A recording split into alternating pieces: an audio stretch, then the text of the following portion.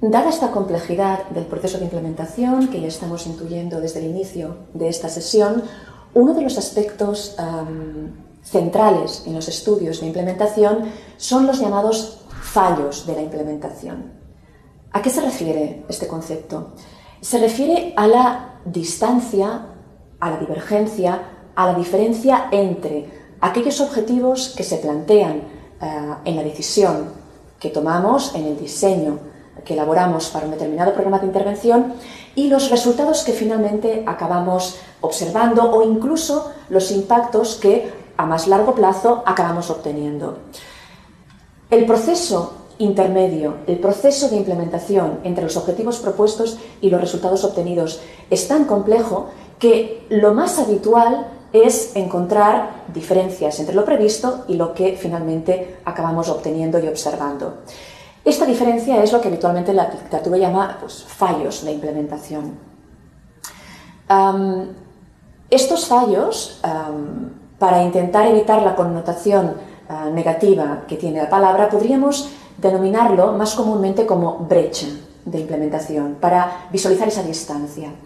Sin embargo, como lo más habitual es encontrar esta distancia, deberíamos hilar más fino y conceptualizar de manera más diversificada distintos tipos de brecha, es decir, diferentes tipos de brecha en función de la naturaleza de esa diferencia y los motivos por los cuales esa diferencia se produce.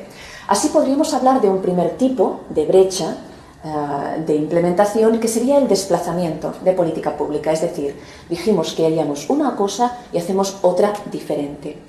Por ejemplo, imaginemos que hemos definido un determinado modelo de gestión para un sistema sanitario, un modelo de gestión en el cual proponemos una separación estricta entre los agentes que financian y regulan el sistema sanitario y aquellos que prestan los servicios.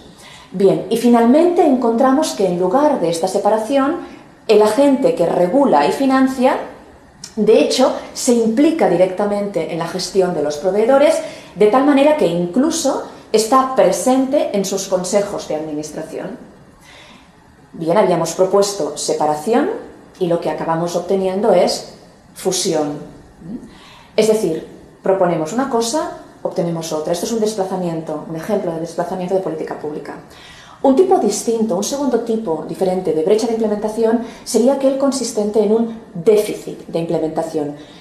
En este caso no hacemos una cosa diferente de la que habíamos anunciado o aprobado, sino que comenzamos a realizar, a desplegar aquello que habíamos planificado, pero no lo acabamos de completar del todo.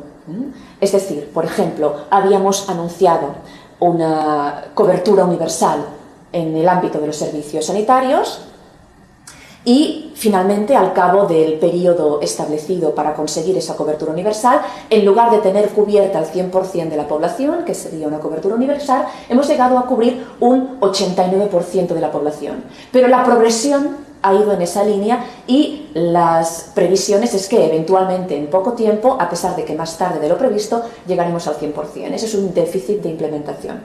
No nos hemos desviado de la política, sino que hemos avanzado más lentamente, pero en la línea establecida.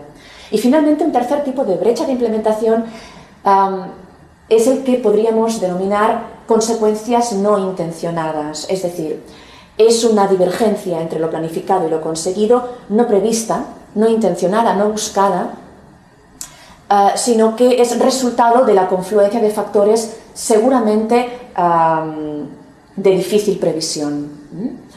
O incluso a veces por la combinación de esos factores imprevisibles, por ejemplo contextuales, desde el punto de vista político, económico, etc., la combinación de estos factores podría ser, por ejemplo, aspectos de déficit de implementación.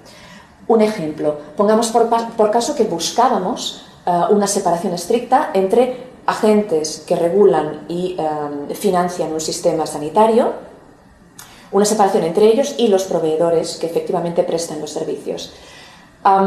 Y que finalmente lo que obtenemos es un compromiso de las autoridades públicas, de este actor que regula y financia, un compromiso con la supervivencia económica de los proveedores y que este compromiso se asume por el hecho de que un entorno, por ejemplo, de crisis económica, no ha permitido a estos proveedores ser del todo independientes y autónomos desde un punto de vista económico. Con lo cual, frente a esta situación, la autoridad sanitaria ha decidido asumir el compromiso y las consecuencias financieras de esta situación de crisis que no les permite ser totalmente autónomos. Hablar de fallos de implementación implica, de hecho, dar por supuesto que podemos identificar de manera nítida una decisión con unas directrices específicas en relación al despliegue posterior de un proceso de implementación y el proceso de implementación en sí. Pero de hecho la observación empírica, el análisis de muchos casos, nos permite constatar que a menudo no podemos identificar de manera tan nítida la separación entre decisión e implementación, sino que de hecho en lugar de decisión lo que observamos es la construcción de un discurso con el planteamiento de unos argumentos y unos objetivos relativamente ambiguos y genéricos que después permitan desplegar diversas líneas de implementación que den diferentes concreciones a esos objetivos. Y durante este proceso de implementación, por lo tanto, se van mezclando incluso pequeñas decisiones que reformulan aquellos objetivos que habíamos incluido en un discurso difícilmente catalogable o definible como una decisión.